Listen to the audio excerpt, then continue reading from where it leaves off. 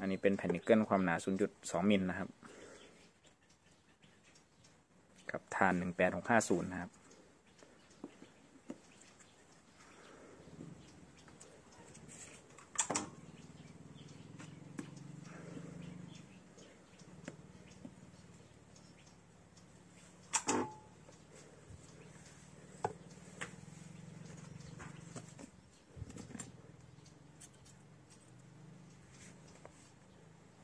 รอยเชื่อมรอยสปอตก็ประมาณนี้นะครับอันนี้ก็แล้วแต่การปรับแต่งเลยนะครับ